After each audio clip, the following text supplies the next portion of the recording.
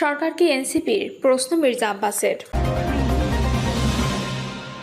মেয়েকে তুলে নিয়ে বিয়ে করায় দ্বন্দ্ব, সালিশে বাবাকে পিটিয়ে হত্যা। চাঁদা না পেয়ে দরজা ভেঙে ঘরে ঢুকে ব্যবসায়ীকে গুলি। এবং সর্বশেষ জানাবো, ফ্যাসিবাদীদের নিশ্চিহ্ন করতে পারলে মুক্তি, বলছেন মির্জা ফখরুল ইসলাম। শুনছিলেন সংবাদ শিরোনাম, এবারে বিস্তারিত। সরকার কি এনসিপির? প্রশ্ন মির্জা আব্বাসের। অন্তর্বর্তীকালীন সরকার কি জাতীয় নাগরিক পার্টির সরকার কিনা তা নিয়ে প্রশ্ন তুলেছেন বিএনপির স্থায়ী কমিটির সদস্য মির্জা আব্বাস। তিনি বলেন, অবস্থা দৃষ্টে মনে হয় এই সরকার বোধহয় এনসিপির সরকার। মির্জা আব্বাস বলেন, কি বলবো, এই সরকারের মাথা থেকে নিচ পর্যন্ত পচে গিয়েছে। অবস্থা দৃষ্টে মনে হয় এই সরকার বোধহয় এনসিপির সরকার। উপস্থিত জনতার উদ্দেশ্যে তিনি বলেন, কি মনে হয় আপনাদের? ওনারা যখন যেখানে যান প্রোটোকল পান, সরকারি প্রোটোকল। পুলিশ, বিডিআর, আর্মির গার্ড থাকে, সার্কিট হাউস ব্যবহার করেন, সরকারি যানবাহন পান। এমনভাবে বিষয়টা জানানো হয় যে অমুক নেতা আসছেন, দেখে রাখবেন। ভাই, আমরা তো বহু জায়গায় যাই, বহু গেলাম, কই আমরা তো পাই না। আমরা তো মন্ত্রী ছিলাম বহুদিন, ঢাকায় মেয়র ছিলাম, কই আমরা তো পাই না সরকারি প্রোটোকল। 10 মাসেও তারা একজন হত্যাকারীরও বিচার করতে পারেনি। মির্জা আব্বাস বলেন, এই সরকারের বয়স 10 থেকে 11 মাসের বেশি হয়ে গেছে, এখনো পর্যন্ত স্বৈরাচারের দোসরদের একজনেরও বিচার করতে পারেন নাই, হত্যাকারীদের গ্রেপ্তার করেনি। বহু লোক দেশ ছেড়ে পালিয়ে গেল আরামের সঙ্গে, আপনারা বিচার করছেন না। সরকারের প্রতি প্রশ্ন রেখে তিনি বলেন, আমি বলি 11 মাস কি কম সময়? এটা বেশি সময় না, কিন্তু কম সময়ও না। 10 মাসে একজন গর্ভবতী মা শিশুর জন্ম দেন, আপনারা একটি নতুন বন্দোবস্তের জন্ম দিতে পারলেন না। শহীদের রক্তের বিনিময়ে আজকে কি পেয়েছি আমরা? অনেকে টাকার কুমির হয়েছে, যাদের ঘরে একসময় খাওয়া ছিল না তারা কিছু খাওয়া পাচ্ছে। এ সময় শহীদ পরিবারের সদস্যরা এখনো সরকারের সহযোগিতা পাচ্ছে। তা নিয়ে প্রশ্ন তোলেন তিনি। সংস্কার প্রসঙ্গে মির্জা আব্বাস বলেন, আমি খেয়াল করলাম যে যখন আলোচনা হচ্ছে, ঐকমত্য কমিটির আলোচনা হচ্ছে, সেই আলোচনার পরে কিছু কিছু নেতা বক্তব্য রাখেন, বিএনপি নেতাদের কটাক্ষ করেন। অনেকে আছেন আমাদের বিরুদ্ধে, তারা কথা বলছেন বিভিন্নভাবে, আমাদের কটাক্ষ করে, আমাদের সম্মানহানি করে কথা বলছেন, যাদের 5ই আগস্টের আগে জীবনেও কোনোদিন মাঠে দেখা যায়নি। মির্জা আব্বাস বলেন, আমরা 17 বছর মাঠে ছিলাম। অনেকে বলে 17 বছর কোথায় ছিলাম? আরে ভাই, 17 বছর কোথায় ছিলাম এখানে আমি যদি কাউকে জিজ্ঞাসা করি, সে বলবে 17 বছর জেলে ছিলাম, এত বছর আন্দোলন করেছি, এত বছর রাস্তায় কাটিয়েছি, একদিনে ওই শেখ হাসিনার পতন হয়নি। নির্বাচন নিয়ে গড়িমসে চলছে। মির্জা আব্বাস বলেন, আমি নির্বাচন নিয়ে একটি কথা বলতে চাই। নির্বাচনের কথা আমরা প্রথম থেকে বলে আসছি, তখন থেকে আপনারা বলছেন নির্বাচন করা যাবে না। আরে ভাই, নির্বাচন করা ছাড়া দেশ চালাবো কিভাবে? নির্বাচন নিয়ে এত গড়িমসি কেন আমি বুঝতে পারি না। আমি একটা জিনিস বুঝতে পারি, justice delayed is justice denied, অর্থাৎ বিচারক যদি দেরি করে, বুঝতে হবে বিচারক রায় ভালো দেবেন না, এটা আমরা বুঝতে পারি। তিনি বলেন, আমি ওনাদের বলবো আর দেরি করবেন না। আমরা জানি দিন ঘোষণা দেবেন, তারিখ ঘোষণা দেবেন, এর পেছনে আপনাদের আবারও কোনো ষড়যন্ত্র তত্ত্ব লুকিয়ে আছে, আল্লাহই বলতে পারবেন। আমি সন্দেহ করি যে এই নির্বাচন ঘোষণার পেছনেও অনেক ষড়যন্ত্র আছে, এরপরেও ষড়যন্ত্র আছে।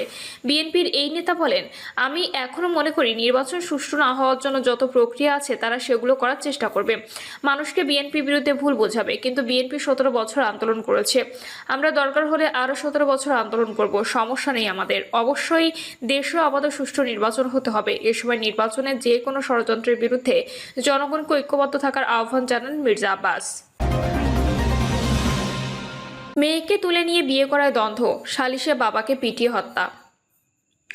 চট্টগ্রামের হাটহাজারীতে ফখরুল ইসলাম নামে এক ব্যক্তিকে পিটিয়ে হত্যার অভিযোগ উঠেছে।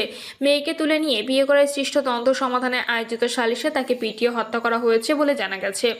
এই ঘটনার জিজ্ঞাসাবাদের জন্য 2 ব্যক্তিকে আটক করেছে পুলিশ। দিনগত রাতে সন্দ্বীপ কলোনির আমতলী এলাকায় এই ঘটনা ঘটে।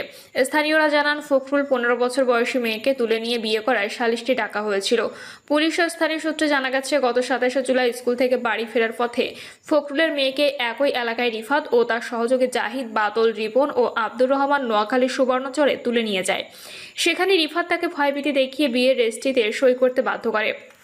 এদিকে স্কুল পড়ুয়া মেয়ে বাড়ি না ফেরায় পরিবারের লোকজন বিভিন্ন জায়গায় খোঁজাখুঁজি করেন। এক পর্যায়ে মেয়ের হদিস না পেয়ে ঘটনার দিন রাতে হাটহাজারী মডেল থানায় সাধারণ ডায়েরি করেন। এরপর নোয়াখালী সুবর্ণচর থেকে মেয়েকে উদ্ধার করে পুলিশ, পরে তাকে তার পরিবারের হাতে তুলে দেওয়া হয়। এ ঘটনায় 6 দিন পর শুক্রবার রাতে ছেলে ও মেয়ের পরিবারের সদস্যরা বিষয়টি সমাধানে সালিশিতে বসেন। সেখানে ভুক্তভোগীর কাছ থেকে ঘটনা সম্পর্কে জানার সময় উভয় পক্ষের মধ্যে হাতাহাতি বাধে। এক পর্যায়ে মেয়ের বাবা ফখরুল ইসলামের ওপর হামলা চালালে তিনি অজ্ঞান হয়ে যান। পরে স্বজনরা তাকে উদ্ধার করে স্থানীয় একটি হাসপাতালে নিয়ে গেলে দায়িত্বরত চিকিৎসক মৃত ঘোষণা করেন।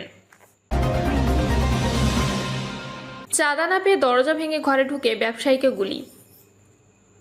চট্টগ্রাম নগরের চান্দগাঁও থানার উত্তর মোহরা এলাকায় চাঁদা না পেয়ে এক ব্যবসায়ীর ঘরে ঢুকে এলোপাতাড়ি গুলি চালিয়েছে দুর্বৃত্তরা।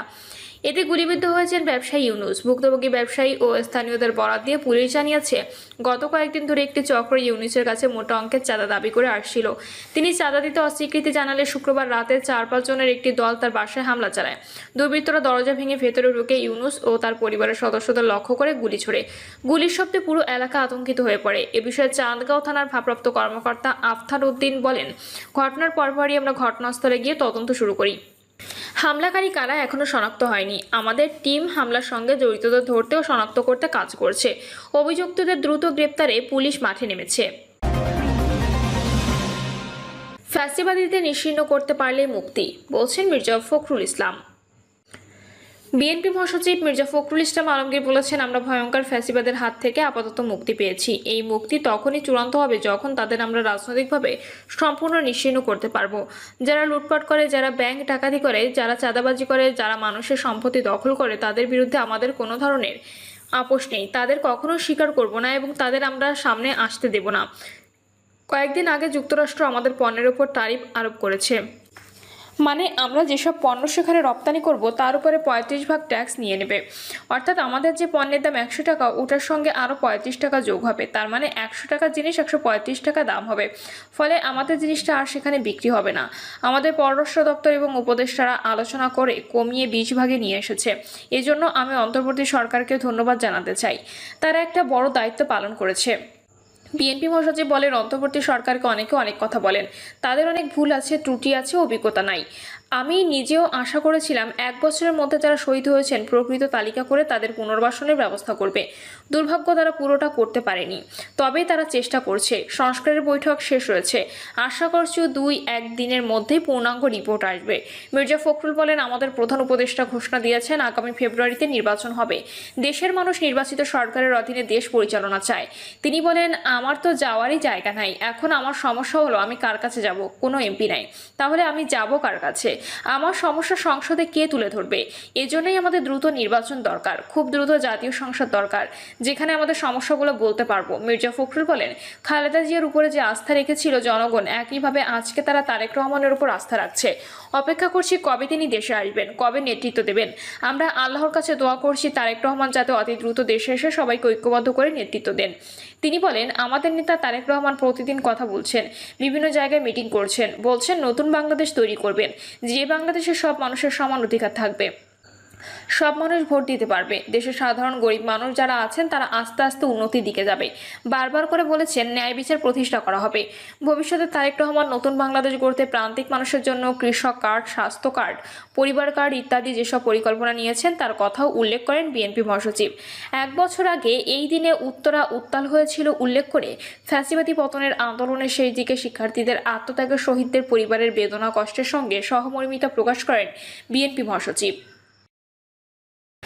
প্রিয় দর্শক, এই ছিল এখনকার সর্বশেষ সংবাদ। আপডেট সব সংবাদ পেতে চ্যানেলটি সাবস্ক্রাইব করে বেল আইকনটি ক্লিক করে রাখুন।